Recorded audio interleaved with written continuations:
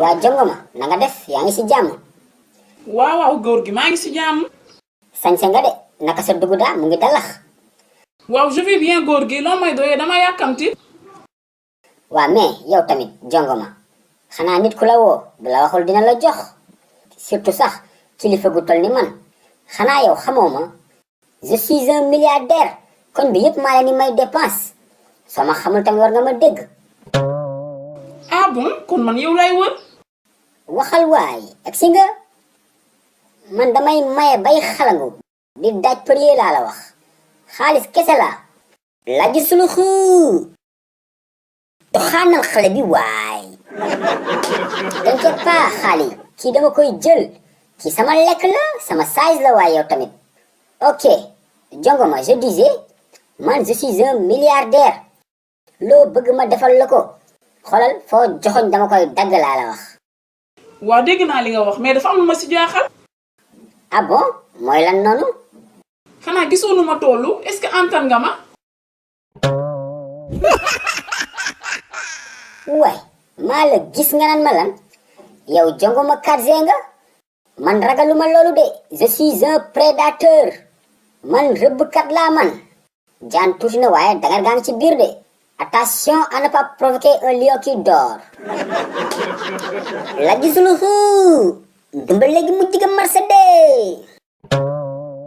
hoho xaali tëjal ma sa làmmiñ ngir yàlla ak sa zone bu saf ngay mel ni naajo. ah góor gi xanaa kon yow da nga am jabar. kuy numbe.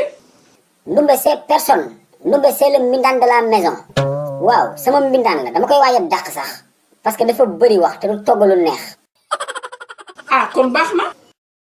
ma dolli la ci leneen sëgal ma dëy la je vais te marier dama lay takk may la oto ak kër.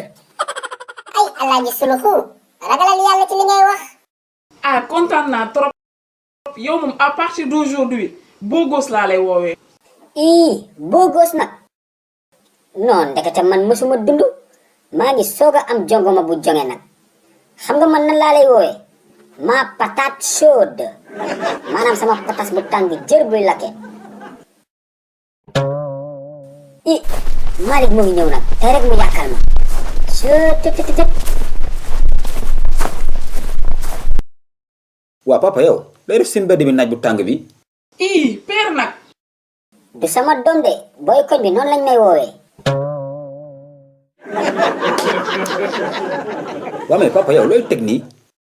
noppil tëjal ma sa làmmiñ bi bul wax ferme ta gueule demal ci borom boutique bi nga ne ko mu jox la 50 000 francs nga jël ma may la.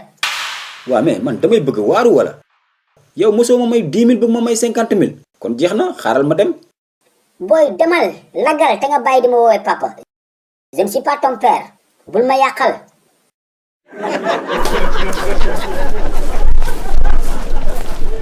waa beau gosse xaar ma bàyyi la maa ngi ñëw dem. ok amul benn problème bàyyil ma bàyyi la nga dem patate chaude dinaa la woo téléphone ci kanam. ay waay lii la la nii ci jongoma xoolal ma kees gi gauche droite alaaji suluxu am na ndam xaali mon ami jël naa coupe du monde. samay feetu décembre day toj xaali kaana day doxaan jongoma